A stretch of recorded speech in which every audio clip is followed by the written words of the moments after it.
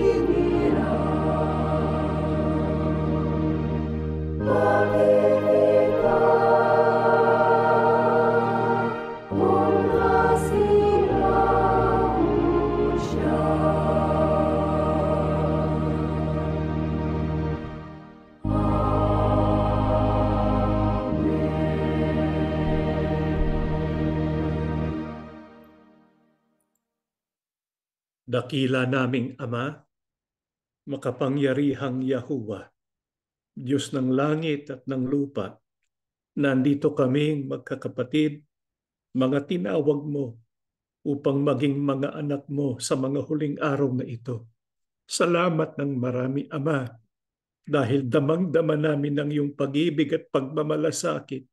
Bilang mga tao, palagi kaming nagkukulang at nagkakasala. Marami kaming kahinaan. Subalit nandyan ka para tulungan ang iyong mga anak makabangon muli, lalo pang tumatag sa aming pananampalataya. Totoo, napakahaba ng iyong pasensya sa amin. Ikaw po'y nakahandang magpatawad. Kaya sa ganitong pagkakataon, kaming mga anak mo, magalang na lumalapit sa iyo, humihingi muli ng iyong kapatawaran sapagkat ayaw namin madungisan ang aming pagkahalala. Gusto namin ito'y maging maningas. Kaya kapag kami nagkukulang, nagmamalasakit ka sa amin, tinutulungan mo kaming magbagong buhay. Sa pagsambang ito, nakabukas ang aming puso't isipan. Busugin po ng aming kaluluwa ng iyong mga aral at mga basbas. Basbasan po ang iyong anak na maghahayag ng iyong mga salita. Makinabang kaming lubos sa lahat ng iyong mga aral. Panginoong Yahusya, kami po'y sumasampalataya. Nandito kang kapiling namin ngayon. Hawakan mo pong yung mga hinirang.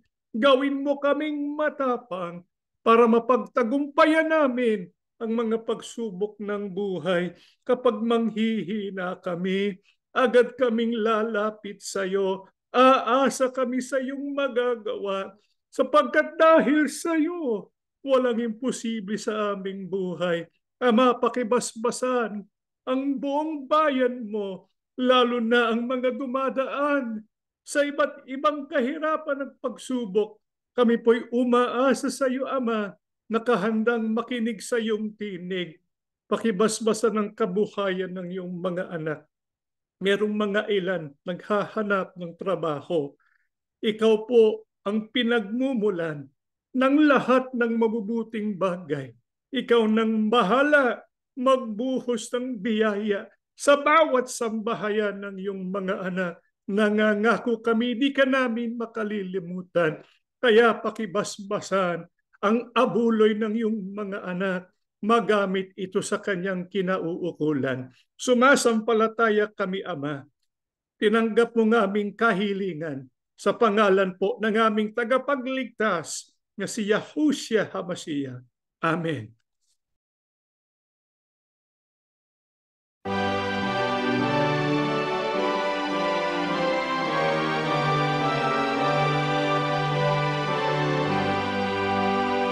Papurihan natin ang Ama, magsumigla sa pagsamba, tayo lumawin na may ganap, malapiin natin siya. O sa araw na ininungkot, araw ng kapahingahan, araw niya'y ating matatanggap, siyang lakas ng kaluluwa. Tayo'y sumamba kay Yahuwah, magdamag at tumibay, naging pala ay kakamtin ng kanyang mga anak.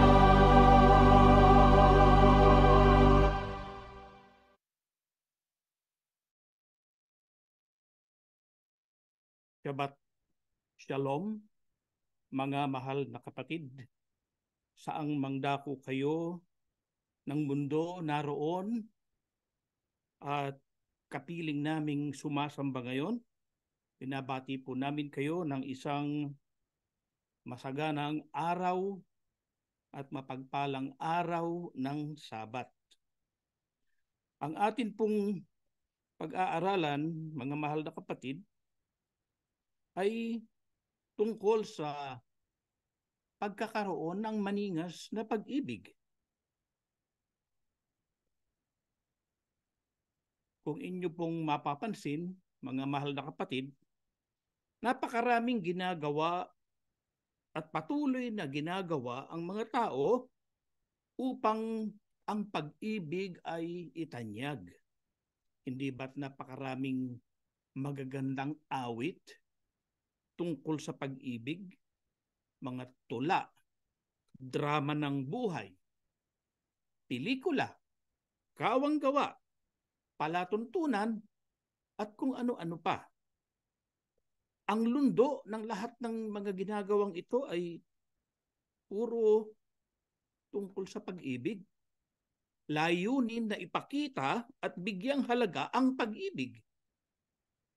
Subalit sa kabila po ng pagsisikap ng tao na itanyag ang pag-ibig, ano po ang nangyari sa mundo? Kaguluhan, katampalasanan, karumihan. At ngayon nga ay tila nahaharap tayo sa isang pandaigdigang digmaan kung hindi matitigil yung nangyayaring digmaan ngayon sa Israel. Anong nangyari dun sa pagsisikap ng tao upang itampok ang pag-ibig? Bakit tila nawala ng kabuluhan at nawala ng saysay ang lahat? Sa banal na kasulatan po, may magandang paglalarawan na ginawa si Apostol Pablo upang bigyang diin ang halaga ng pag-ibig. Hayaan niyo pong basahin ko, nakasulat sa unang Korinto po, Kapitulo 13. Ang sabi niya, makapagsalita man ako sa mga wika ng mga tao at ng mga anghel, kung wala naman akong pag-ibig, para lamang akong kampanang umaalingaw-ngaw o pompiyang na maingay. Ang nais pong ipakita ni Apostol Pablo na kahit ang tao ay magtaglay ng ibayong karunungan, nasasalitaan niya ang wika, kahit wika ng mga anghel, pero kung walang pag-ibig, para lang siyang batingaw na umaalingaw-ngaw. Sabi niya pa, kung ako man ay may kakayahang magsalita ng mensahe mula sa Diyos at umunawa sa lahat ng hiwaga, kung nasa akin man ang lahat ng kaalaman at lahat ng pananampalataya, ano pat nakapagpapalipat ako ng mga bundok, ngunit wala naman akong pag-ibig, wala akong kabuluhan. Dito, ang ipinapakita ni Apostol Pablo, kahit propeta pa, dahil ang propeta ang may kakayahang magsalita ng mensahe mula sa Diyos at umunawa ng hiwaga. Magtaglay man anya ng dakilang pananampalataya, yung pananampalatayang itinuro ng ating Panginoong Yahusya na magkaroon kaanya ng pananampalatayang kasing laki ng buto o butil ng mustasa, magagawa mong ilipat ang mga bundok. Kung wala namang pag-ibig, ang sabi ni Apostol Pablo, walang kabuluhan. Sa pagpapatuloy pa niya, sabi niya, at kung ipamigay ko man ang lahat ng aking mga ari-arian at ialay ang aking katawan upang sunugin, ngunit wala naman akong pag-ibig, wala rin akong mapapala. Kahit pala anong acts of charity, mga kapatid, ang gawin ng tao, pero kung walang pag-ibig, wala ring mapapala. Kahit pamigay ang sarili, ialay ang sariling katawan upang sunugin, pero walang pag-ibig, wala ring kabuluhan. Sabi niya pa, matatapos ang kakayahang magsalita ng mensahe mula sa Diyos, titigil ang kakayahang magsalita sa iba't ibang wika at lilipas ang kaalaman. Ngunit ang pag-ibig ay walang katapusan. Samantala nananatili ang tatlong ito, ang pananampalataya, pag-asa at pag-ibig. Ngunit ang pinakadakila sa mga ito ay ang pag-ibig. Matatapos ang kakayahang magsalita ng mensahe mula sa Diyos. Kailan po? Kapag nato na tayo sa maaring ang lahat, ang banggit ng Biblia, kapag ang Diyos ay lahat, ay nasa lahat sa lahat na, matatapos na kapag nandoon na tayo sa bayang banal. Lilipas ang kaalaman. Matatapos din, titigil din ang kakayahang magsalita sa iba't ibang mga wika. Pero ang sabi, ang pag-ibig ay walang katapusan. Nananatili yung tatlong ito, sabi ni Apostol Pablo, pananampalataya, pag-asa, at pag-ibig. Ang pinakadakila, ang sabi niya ay alin? Ang pag-ibig. Sapagkat kung naroon na tayo sa bayang banal, yung pananampalataya, wala na. Yung pag-asa, wala na rin dahil nakamit na natin yung ating inaasam-asam. Pero yung pag-ibig, sa bayang banal, mananatili ang pag-ibig. Kaya ang pinakadakila sa mga ito, sabi ni Apostol Pablo, ay ang pag-ibig. Pero ngayong nalalapit na ang wakas, mga kapatid.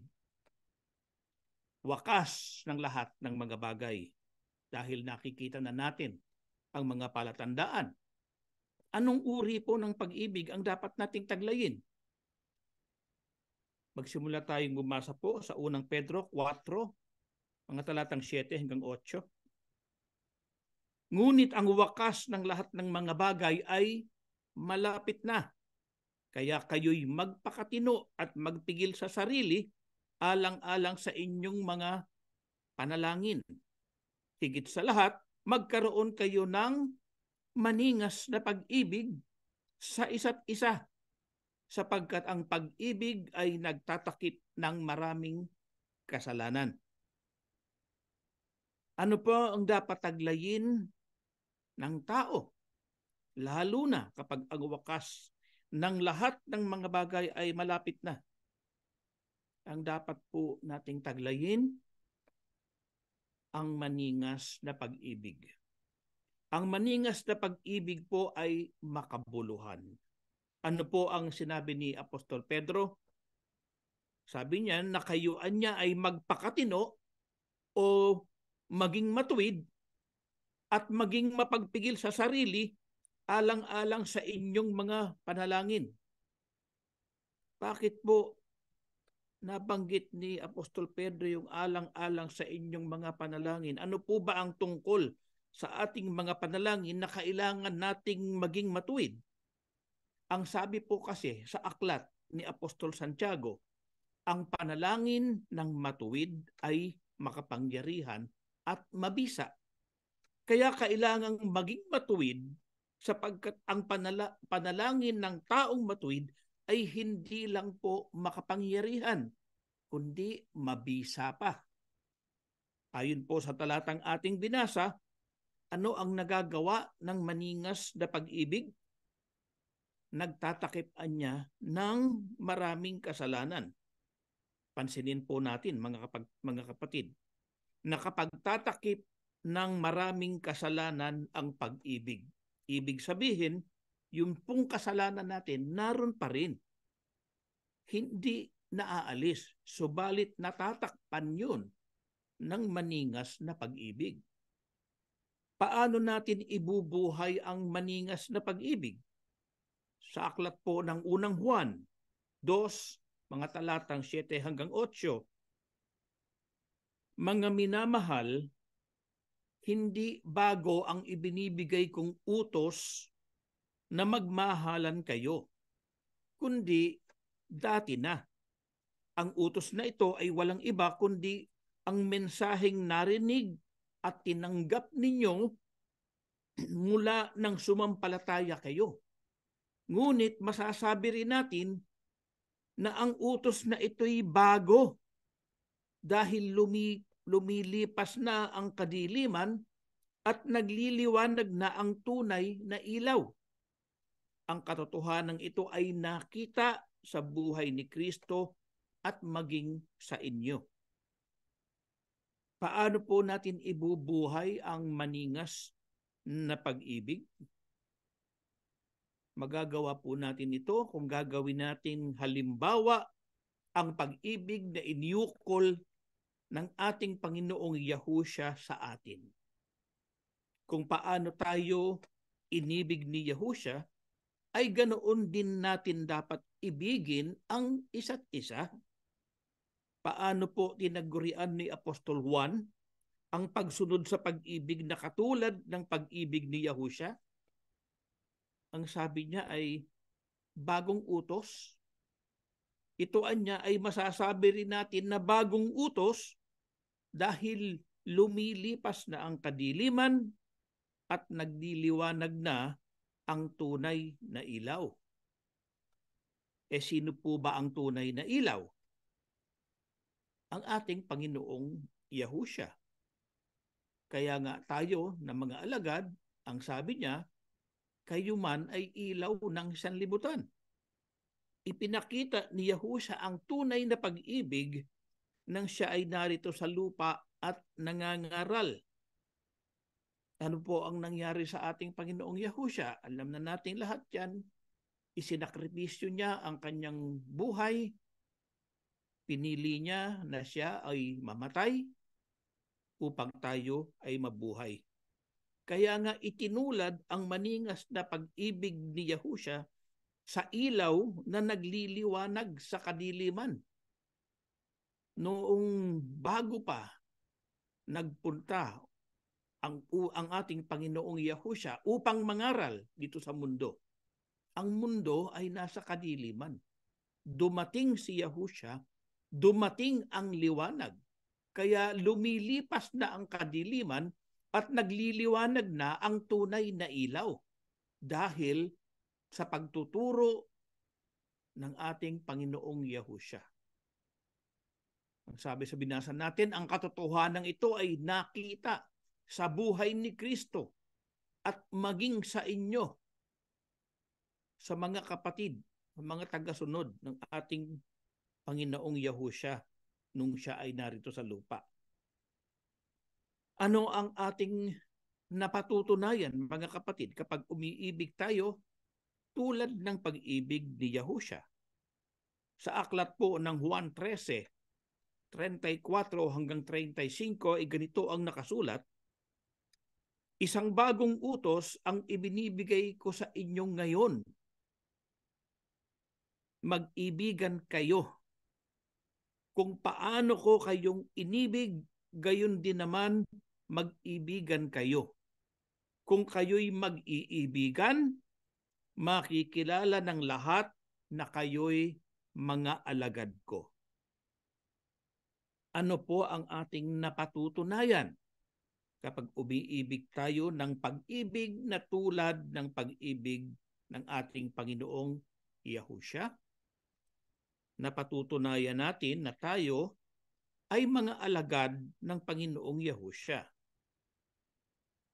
Hindi po natin sinasalita lamang na tayo ay mga alagad, kundi pinatutunayan natin sa pamamagitan ng gawa. Anong gawa? Nang-iibigan sa isa't isa. Kapag ito'y ating ginagawa, napatutunayan natin na tayo nga ay mga alagad. Paano natin magagawa ito? Umibig kung paano tayo inibig ni Yahusha. Ito ang maningas na pag-ibig. Ang maningas na pag-ibig po ay iba sa pangkaraniwang pag-ibig. Sapagkat ito ang uri ng pag-ibig na kayang baguhin ang mundo. Kanino po ang kapurihan? O sino ang naluluwalhati kung mapatunayan sa pamamagitan ng pag-ibig na tayo ay mga alagad ni Yahusha? Ang kapurihan po, ang kaluwalhatian ay sa ating Ama at sa ating Panginoong Yahusha. Hindi po sa atin. Tayo ay mananatiling mga hamak na alagad lamang. Bakit ang mga nakay Yahusha ay nakapagsasagawa ng maningas na pag-ibig, mga kapatid? Ang sagot po ay nasa unang Pedro 1:22 hanggang 23. Yamang nilinis ninyo ang mga kaluluwa sa inyong pagtalima sa katotohanan, sa pag-ibig na hindi pakunwari sa mga kapatid, ay mga ibigan kayo ng buong ningas ng inyong puso sa isa't isa. Yamang ipinanganak kayong muli, hindi sa binhing nasisira, kundi sa walang kasiraan, sa pamamagitan ng salita ng Diyos na nabubuhay at namamalagi. Bakit po yung mga nakay Yahusya ay nakapagsasagawa ng maningas na pag-ibig? Magagawa po nating mga ibigan ng buong ningas sapagkat tayo po ay ipinanganak na muli. Born again. Kailan nangyari ang ating pagkapanganak na muli, mga kapatid? Nangyari po ito nang tayo ay tumanggap ng banal na bautismo sa pangalan ni Yahusya. Ano po ang tinanggap natin nang tayo'y mabautismuhan?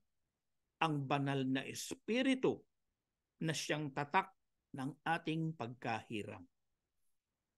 Ano po ang nagagawa ng ipinanganak na muli? Ayon sa ating binasa ay naglilinis ng kaluluwa. Bakit mahalaga na magkaroon tayo ng maningas na pag-ibig? Lalo na kapag ang wakas ay malapit na. Nakikita na natin, halos abot tanaw, sa aklat po ng Mateo 24, mga talatang 11 hanggang 12. Marami ang magpapanggap na propeta at ililigaw ang mga tao. Ang kasama ay lalaganap, kaya't manlalamig ang pag-ibig ng marami. Bakit, mga kapatid, mahalaga na magkaroon tayo ng maningas na pag-ibig? Lalo na kapag malapit na ang wakas ng lahat ng mga bagay. Kasi po, manlalamig ang pag-ibig ng marami sa mga huling araw. At alam naman natin, tayo ay nasa mga huling araw na. Ang totoo, nasa huling henerasyon na tayo. Ano po ang isang dahilan ng panlalamig ng pag-ibig ng marami? Dahil maramian niya ang magpapanggap na propeta. Ibig sabihin, bulaang propeta.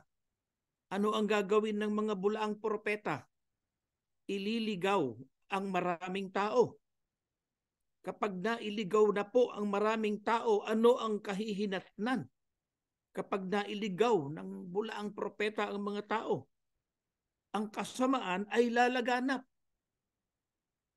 Kung kaya't manlalamig ang pag-ibig ng marami. Kaya po yung pagsisikap ng mga tao na maitanyag ang pag-ibig, nawala ng kabuluhan dahil sa panlalamig ng pag-ibig ng marami. Dahil nga maraming bulaang propeta magpapanggap, ililigaw ang mga tao. Lalaganap ang kasamaan. Tignan na lang natin ang nangyari sa Israel. Ang Hamas na kaaway ng Israel, pati mga sanggol na walang malay, hindi lang basta pinatay, pinugutan ng ulo, kakilakilabot na pagpatay, tanda ng kawalan ng pag-ibig sapagkat tayo'y nasa mga huling araw na. Ano po ang mangyayari sa mga huling araw dahil sa pag-ibig ng marami ay manlalamig? Basahin po natin inisa-isa ni Apostol Pablo sa ikalawang Timoteo 3:1 hanggang 5.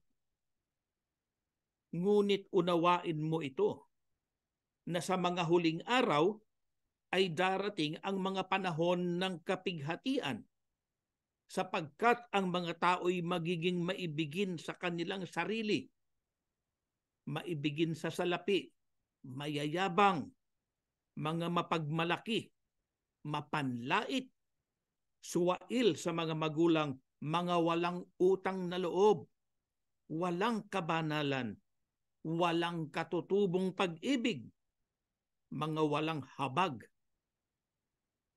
mga mapanirang puri, mga walang pagpipigil sa sarili, mababangis, mga hindi maibigin sa mabuti, mga taksil, matitigas ang ulo, mga palalo, mga maibigin sa kalayawan, sa halip na maibigin sa Diyos, na may anyo ng kabanalan, ngunit tinatanggihan ang kapangyarihan nito. Lumayo ka rin naman sa mga ito. Ano po ang mangyayari sa mga huling araw dahil sa ang pag-ibig ng marami ay manlalamig? Inisa-isa po ni Apostol Pablo. Mga tao ay magiging maibigin sa kanilang sarili, maibigin sa salapi. Sabihin ng iba, may pag-ibig pa rin naman palang natira. Anong pag-ibig yon? Pag-ibig sa sarili, pag-ibig sa salapi. Alam natin, nakasulat, ang pag-ibig sa salapi ay siyang ugat ng lahat ng kasamaan. Ano pa ang sabi? Mayayabang, mga mapagmalaki, mapanlait, suwail sa mga magulang, walang utang na loob, walang katutubong pag-ibig. Ang hinahanap nga sa atin sa huling araw, mga kapatid, yung maningas na pag-ibig. Ang nakasulat dito sa mga huling araw, walang katutubong pag-ibig. Ni katutubong pag-ibig nga wala Di lalo nang walang maningas na pag-ibig. Ano pa ang sabi? Mga walang habag, mababangis, mga walang pagpipigil sa sarili, hindi maibigin sa mabuti. Ang ibig sabihin, ang gusto lang puro masama, ayaw sa mabuti. Mga taksil, mga maibigin sa kalayawan, imbis na maibigin sa Diyos. Anong sabi ni Apostol Pablo? Na may anyo ng kabanalan, ngunit tinatanggihan ang kapangyarihan nito.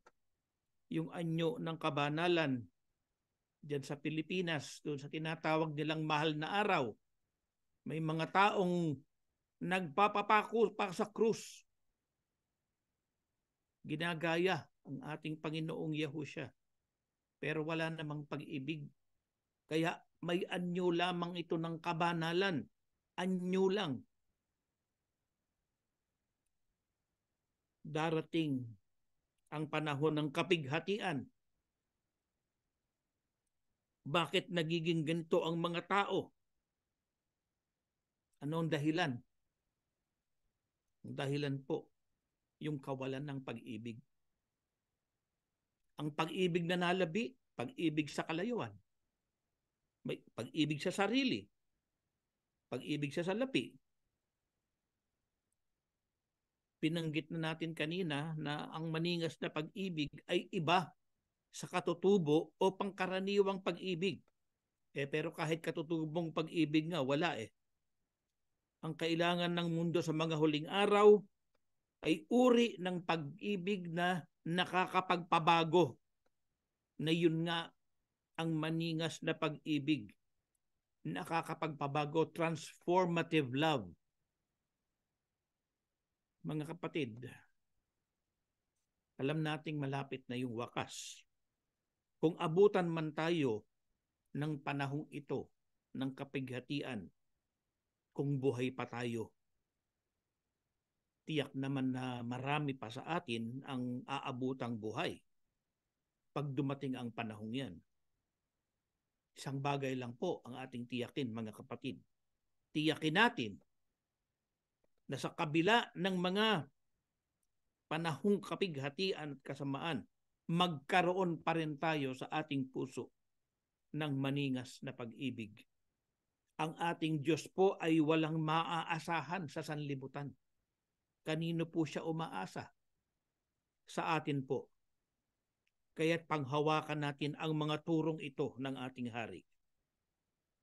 Ano po ang katangian ng maningas na pag-ibig, mga kapatid? Mateo 5:38 hanggang 39. Narinig ninyo na sinabi, mata sa mata at ngipin sa ngipin. Ngunit sinasabi ko sa inyo, huwag ninyong labanan ang masamang tao. At kung ikaw ay sampalin ng sino man sa kanang pisngi, iharap mo rin sa kanya ang kabila. Ano po ang katangian ng maningas na pag-ibig? Ang sabi sa ating binasa, huwag ninyong labanan ang masamang tao. Ano po ang ibig sabihin nito? Ang ibig pong sabihin, huwag tayong maghihiganti. Bagkus, gawa natin ng mabuti yung gumawa sa atin ng masama. Hindi yung ginawang ka ng masama, gagawan mo rin siya ng masama bilang ganti. Tandaan natin, mga kapatid, ang ganti ay prerogative lamang po ng Diyos. Kaya nakasulat, vengeance is mine, says the Lord. Kapag kasi ginawan natin ng masama, yung gumawa sa atin ng masama, wala na tayong pinagkaiba. Sabi nga sa English, you cannot solve a problem by creating another problem. Ginawan ka ng masama, ginantihan mo siya ng masama, gumawa tayo ng another problem. Kung gagawin natin, mga kapatid, yung pagsunod sa utos na ibigin, maging ang kaaway, nasusunod natin yung kautosang yun. At ibigin maging ang mga kaaway. Ano po ang isa pang katangian ng maningas na pag-ibig? Ituloy po natin ang basa, talatang 40 hanggang 42, aklat pa rin po ng Mateo. Kung isakdal kanino man upang makuha ang iyong damit panloob, ibigay mo ito sa kanya, pati ang iyong damit na pangbalabal. Kung pilitin ka ng manlulupig na pasanin ang kanyang dala ng 1 milya, pasanin mo yun ng 2 milya. Bigyan mo ang nanghihingi sa iyo at huwag mong tanggihan ang nanghihiram sa iyo. Ano po ang isa pang katangian ng maningas na pag-ibig? Kung isasakdal ka niya ng ninuman para makuha ang iyong damit panloob, ibigay mo na rin pati yung iyong jacket, yung iyong balabal. Kung pilitin ka naman, halimbawa, binubuli ka ng isang tao, pinapapasan sa iyo yung kanyang mga dala ng 1 milya. Ang sabi, pasanin mo yun ng 2 milya. Ano po ang mensahe dito, mga kapatid? Hindi naman po ito literal na may magsasakdal sa iyo dahil gustong kunin yung damit mong panloob. Pati yung pangbalabal, pati yung pagpapasan ng 2 milya imbes na 1 milya lang, hindi naman po ito literal. Ang nais lamang pong iparating sa atin dito ay gumawa tayo para sa ating kapwa ng higit pa sa inaasahan. Kakaiba, di po ba? Yung ating gagawin na higit pa sa inaasahan, may kaakibat na sakripisyo o pagpapakasakit. Ito ay tanda ng maningas na pag-ibig. Sacrificial love, sapagkat may kaakibat na pagpapakasakit. Ano pa ang katangian ng maningas na pag-ibig? Tuloy pa rin po natin ang basa sa aklat ng Mateo, talatang 43 hanggang 44, 46 at 47. Narinig ninyong sinabi, iibigin mo ang iyong kapwa at kapopuotan mo ang iyong kaaway. Datapwat sinasabi ko sa inyo, ibigin ninyo ang inyong mga kaaway at idalangin ninyo ang sa inyo'y nagsisiusig. Sapagkat kung kayo'y iibig sa nangagsisiibig lamang sa inyo, ano ang ganti na inyong kakamtin? Hindi ba gagayon din ang ginagawa ng mga maniningil ng buwis? At kung ang mga kapatid lamang ninyo ang inyong babatiin, ano ang kalabisan ng inyong ginagawa? Hindi ba gagayon din ang ginagawa ng mga hintil? Ano pa po ang isang katangian ng maningas na pag-ibig? Hindi po pangkaraniwan. Hindi pangkaraniwan sapagkat kakaiba kung ihahambing sa pangkaraniwang pag-ibig na taglay ng iba. Ano po ba yung pangkaraniwan? Pangkaraniwan, kung hindi kayang magawang ibigin ang kaaway, kundi mga kaibigan lang. Pangkaraniwang pag-ibig yun. Hindi kayang ipanalangin ang mga nagsisiusig sa atin, kundi iniibig lamang, yun lang ding mga umiibig sa atin. Hindi marunong man lang bumati sa kapwa. Ang binabati niya, yung mga kapatid lang. Masalubong mo man sa daan, magkita halimbawa kayo sa supermarket, ni ayaw ka nga man lang tignan eh. Ito po yung aming naranasan nung kami dumating dito sa bansang ito. Siyempre, bagong dating ka, nais mong makasalamuha yung mga kababayan natin. Nung magkita-kita kami sa supermarket, ni ayaw ka tignan eh. Kapag ganito ay wala tayong kakamting ganti mula sa ating Ama. Bakit po? Kasi ganun din lang ang ginagawa ng mga maniningil ng buwis at mga hintil. Walang pinagkaiba. Hindi makita yung distinction. Bakit dapat gawin ang maningas na pag-ibig, mga kapatid? Mga huling talata po na ating babasahin bago tayo manalangin. Sa aklat pa rin po ng Mateo, talatang 45 at 48. Upang kayo'y maging mga anak ng inyong Ama na nasa langit, sapagkat pinasisikat niya ang kanyang araw sa masasama at sa mabubuti, at nagpapaulan sa mga ganap at sa mga hindi ganap. Kayo nga'y mangagpakasakdal na gaya ng inyong Ama sa kalangitan na sakdal. Bakit po dapat gawin ang maningas na pag-ibig? Dapat nating gawin ang maningas na pag-ibig upang maging katulad tayo ng ating Ama. Kung nagtataglay tayo, mga kapatid, ng maningas na pag-ibig, na ipapakita natin na tayo nga ay mga anak ng ating Ama na nasa langit, sino po ang pinakamabuting halimbawa ng pagkakaroon ng maningas, sakdal, wagas at hindi nagmamaliw na pag-ibig?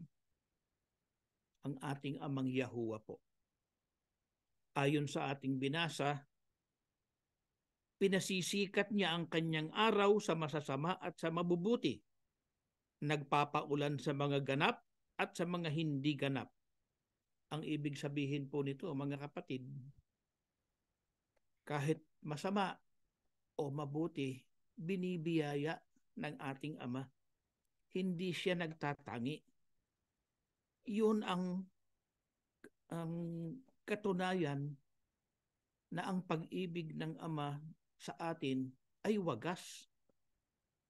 Dapat, sabihin siguro ng iba, masama naman yan eh. Bakit binibiyaya? Bakit yung kapitbahay ko? Ang sama ng trabaho niyan eh. Pero ang yaman. Kasi nga po, pinasisikat ng ating Ama ang araw. Ang ibig sabihin ng araw, biyaya po yan eh. Yung ulan, biyaya din yun. Ipinakikita niya yon sa tao, mabuti man siya o masama. Ganun ang pag-ibig ng Ama. Kaya dapat lang natularan natin ang ating Ama. Magpakasakdal sapagkat sakdal na pag-ibig din po ang sa atin ay kanyang ipinadama. Saan hahantong ang tunay at maningas na pag-ibig, mga kapatid? Hahantong po ito sa ating kasakdalan. Ito yung ating hinahangad, hindi po ba? Na tayo ay maging sakdal upang maging karapat-dapat tayo, maging karapat-dapat tayong mapasama sa mga ililigtas. Sa ngayon, hindi pa natin masasabi na tayo ay sakdal o narating na natin ang magpagiging sakdal sa paningin ng ating Diyos. Subalit sa pamamagitan po ng pag-ibig na maningas ay nagsusumikap tayo na maging ganon, maging sakdal. Malaking tulong sa ikasasakdal ang pagkakaroon ng maningas na pag-ibig. Hindi ba ganito rin po ang sinabi ni Apostol Pablo? Sabi niya, hindi ko sinasabing nakamtan ko na ang lahat o kaya'y naging ganap na ako. Sa halip, patuloy akong nagsusumikap para makamtan yun. Dahil ito ang layunin ni Yahushua Kristo nang tawagin niya ako. Ito rin, mga kapatid, ang pinagsisikapan nating gawin na ating magagawa kung magtataglay tayo ng maningas na pag-ibig sa isa't isa. Kaya dito nakatuon o dito nakafocus ang ating leksyon, mga kapatid. Lalo na ngayong malapit na ang wakas. Ito na lamang po ang kaya naming ipaglingkod sa inyo. Magturo at magpaalala ng mga kalooban ng ating Diyos at ng ating Panginoong Yahushua sa panahong nakikita natin na malapit na ang wakas. Magkaroon tayo ng maningas na pag-ibig. Tumayo po kayo at tayo ay mananalangin. Ama naming Yahuwah, aming Diyos na nasa langit, maraming salamat po, Ama, sapagkat inaabutan mo kami ng ganitong mga paalala, ang iyong mga aral na aming dapat ibuhay. Ang totoo po, Ama, sa mga aral mo na aming tinatanggap, ito ang nagpapatibay ng aming pananampalataya. Noong kami ay inilabas mo sa aming pinagmulan, dito namin nalaman at natutunan ang lahat ng mga aral mo na lubos na magpapakilala sa amin tungkol sa iyo, Ama.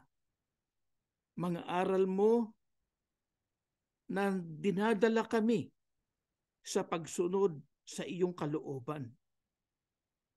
Ama, salamat po ng maraming sa iyo. Hindi man kami karapat-dapat, subalit namamalagi ang sakdal, hindi nagmamaliw na pag-ibig mo sa bawat isa sa amin. Pinapaalalahanan mo kami, lalo na ngayong nalalapit na ang wakas ng mga bagay, sapagkat nakikita namin ang mga kaganapan sa aming paligid, lalong-lalo na sa iyong bayang Israel. Ama, likhaan mo po kami ng pusong may maningas na pag-ibig. Nais naming tumulad sa iyo kung papaanong ang pag-ibig na inyukol mo sa amin ay sakdal at hindi nagmamaliw. Ipinagkaloob mo sa amin ang iyong bugtong na anak upang siyang tumubos sa aming mga kasalanan. Napakabuti mo, Ama. Kaya naman pinupuri ka ng aming puso. Sinasamba ka ng aming mga kaluluwa. Niluluwalhati namin ang iyong banal na pangalang Yahuwah. Huwag mo po kaming kalilimutan, lalo na kapag dumating ang panahon ng kabagabagan. Tatawag kami sa iyong pangalang Yahuwah. Nangako kang ililigtas mo ang bawat isa sa amin. Panghahawakan namin, Ama, ang iyong mga pangako. Kasabay nito'y nangangako rin po kami. Mamamalagi kaming naglilingkod sa iyo. Anuman ang dumating sa aming buhay, anuman ang dumating sa mundong ito, paglilingkuran ka namin ng buong katapatan. Panginoon naming Yahushua, maraming salamat po. Ikaw man, Panginoon, ay nagtaglay ng wagas at dakilang pag-ibig. Ang pag-ibig na iniukol mo sa amin na siyang nais mo ngayon na aming taglayin. Tulungan mo po kami, Panginoon, na magtaglay kami ng pusong may maningas na pag-ibig sa isa't isa, sapagkat kapag ito'y aming nagawa, napatutunayan namin na kami nga ay mga alagad mo. Samantalang narito pa kami sa mundong ito, hawakan mo po kaming mahigpit. Ipagsanggalang mo po kami sa lahat ng uri ng masama upang kung ano man ang dumating sa aming buhay, magpapatuloy kami sa paglilingkod sa iyo at sa ating Ama. Patuloy mo kaming ipamagitan sa ating Ama na kanyang mapatawad ang aming mga pagkukulang at kasalanan upang maging dapat po kami sa pag-ibig mo at sa pag-ibig ng ating Ama. Lubos po kami, Amang sumasampalataya. Dininig mo ang aming mga dalangin. Kasama ka namin sa aming buhay sa araw-araw. Ang lahat ay amin pong hinihiling at ipinapakiusap sa pangalan po ng aming Panginoong Yahushua, ang aming dakilang tagapagligtas. Amen.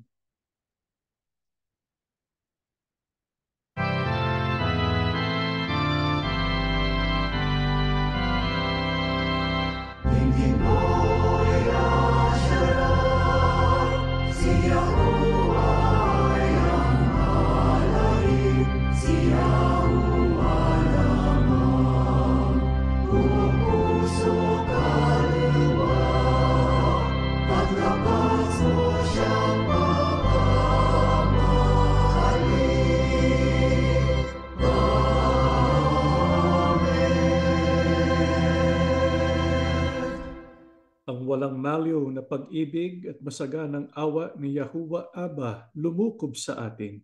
Ang alaala at kapayapaan ni Yahushua HaMashiach magpalakas sa atin. At ang laging pagsama ng Ruach Kodash sumaating lahat ngayon at magpakilanman. Amen.